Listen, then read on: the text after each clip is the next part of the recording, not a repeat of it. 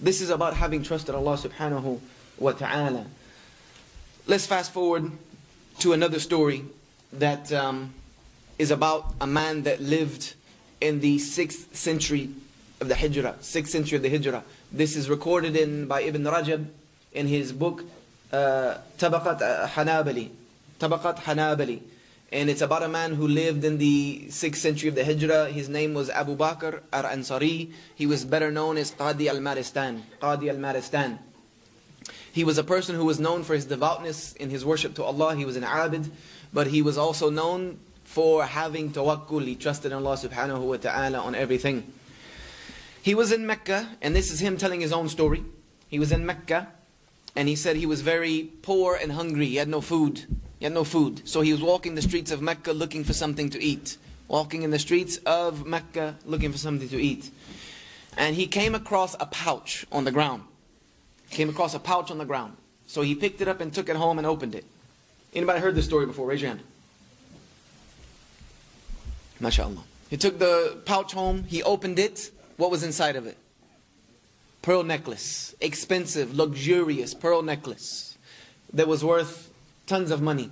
So, initially this is a good thing. But also, this man, Abu Bakr, understood that property that is found like this does not necessarily belong to you right away. You have to take some time to try to find its owner before it can become general property. So he went back out in the streets, continued to look for his sustenance. Maybe, he'll come across the person who owns this, who knows. But he said he heard a man calling out in the streets that he had lost a pouch. And if anyone had found it, he lost a pouch. Has anyone found it? So he went to the man and he said, I found a pouch, but I need you to make sure that you're the owner, so tell me about it. He said the man described the necklace, the string that the necklace was on, how many pearls, what size they were, the bag, the string that tied the bag. So much so that this man knew it was his property. And the guy was offering a 500 dinar reward for it. 500 dinar reward for whoever found this pouch. Alhamdulillah, risk is coming again. So he went and he gave the man the pouch, and the man's trying to give him the 500 dinar. But then Abu Bakr thought about it and he said, I didn't earn this money. It's not like I work for this. I'm returning a property to someone who it belongs to him.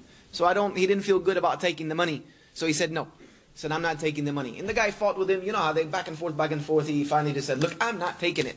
So the guy took it and took his money, took his necklace, and he left. Abu Bakr realized that he could not find his sustenance in Mecca, so he decided to get on a ship and go somewhere else. Because Allah Jalla wa Ala says if you can't make it in one place, His earth is very big, go to another place. And this was a time where the Khilafah was large. You could go all over the place, and you didn't need a passport, you didn't need a visa, you didn't need a green card. Your passport, your visa, and your green card was La ilaha illallah Muhammadur Rasulullah. That's all you needed to travel within the Khilafah at the time. So he got on a ship, and as he's going, the ship sinks because of a storm. A big storm comes, breaks the ship up and sinks. Now look at this, subhanallah. Here's a man who trusts in Allah. He has taqwa, he has tawakkul, he has worship of Allah, he's known for it. And Allah is putting through difficulty after difficulty. He's poor in Mecca, can't even find something to eat, gets on a boat, tries to go somewhere else. Allah has now sank the boat. So he said he grabbed onto a piece of wood that was floating. Many people died on that ship. And the wind, he said, started to blow him and blow him and blow him till he came to an island that had people on it. So he went around looking for people. He didn't find them initially. So he saw the masjid. He said, I'm going to go to the masjid. He went to the masjid. There was nobody in it. So he sat down and began to recite Al-Quran. Because, this is the life of the believer. He's going to recite the words of Allah Jalla wa Ala. Because even if it doesn't do anything else, it's going to increase his heart. It's going to make him feel good. This is a solace. The words of Allah, the remembrance of Allah, the heart finds some tranquility. So he began to recite the Quran. And he had a very beautiful voice, eloquent with tajweed.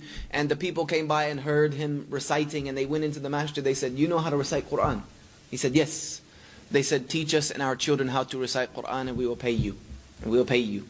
So he began to teach them the Al-Quran, and they began to shower him with money and gifts. Later on, he found a few pages from the Mus'haf in the masjid, from the Quran, and he started to read them. And people saw him reading them, and they said, you know how to read? He said, yeah, I know how to read. You know how to write? Yeah, I know how to write. They said, none of us here, not a single one of us knows how to read and write. So please teach us how to read and write, and we'll pay you again, and we'll shower you with more gifts. So he began to teach them, and he began to gain more and more wealth, more and more wealth. Finally, the people realized that after a while, this guy's going to go. We want to keep him here. So they offered him to marry an orphan girl of theirs, who was known as one of the most pious, most beautiful, from the most pious lineage of that place, offered him to her in marriage, or offered her to him in marriage. And he refused. First, he just refused. He said, these people are trying to keep me here. They don't want me to leave. You know, I'm not falling for the trap. So he said, no, no, no. They kept on and on and on and on, until finally he just accepted. He gave in, said, I'll marry the girl. So the nikah was made, performed. The girl, they brought her to him. He said as she walked up, he started to look up from her feet. And when he got to her neck, he couldn't look any higher. And he dropped his head. And the people's jaws dropped.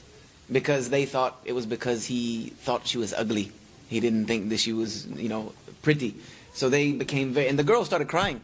Because she thought the same thing. They said, oh my God, what have you done? You've embarrassed this girl. You've embarrassed us. She's the most beautiful woman from us. What do you want, man? He said, no, no, no. He said, on her neck is a necklace that I remember. I gave this same necklace. I found it in Mecca a long time ago. And I gave this same necklace to an old man. And they started to shout takbir, Allahu Akbar, praising Allah subhanahu wa ta'ala. They said the girl's father was the owner of this necklace. The man whom you gave this necklace to in Mecca was her father. And we used to hear him say about you. We used to hear him mention you frequently, saying that you were one of the best Muslims he had ever encountered his entire life. And he used to openly make dua for Allah Jalla wa Ala to allow you to marry his daughter. He used to make this dua. You see, this is tawakkul. Sometimes the plan of Allah doesn't make sense to us.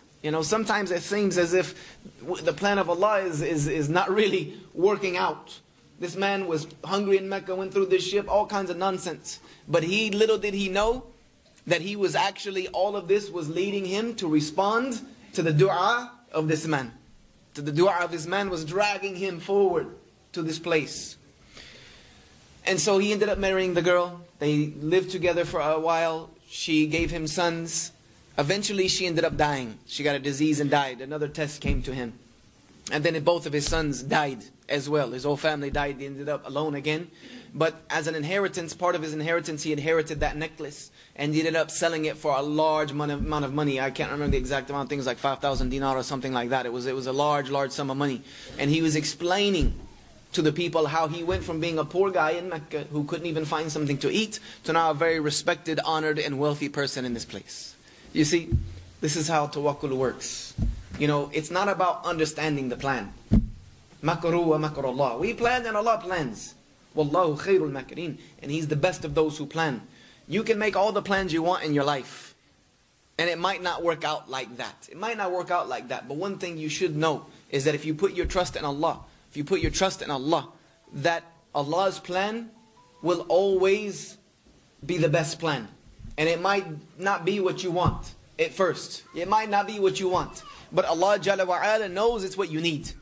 It's what you need. Sometimes Allah Azza wa Jal doesn't answer all of our du'as because He knows that what we ask for is not beneficial. It's not beneficial. So He gives us that which might be better.